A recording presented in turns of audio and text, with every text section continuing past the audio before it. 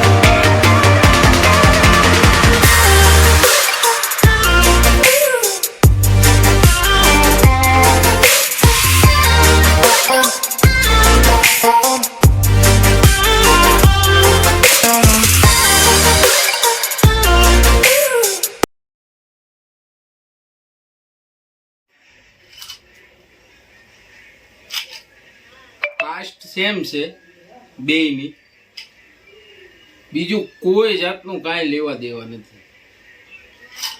તોય તે ખાલી ઇન્સ્ટામાં બહુ ટાઈમ પહેલા, આજથી 2-3 વર્ષ પહેલા હાય હેલો થી ચાલુ કર્યું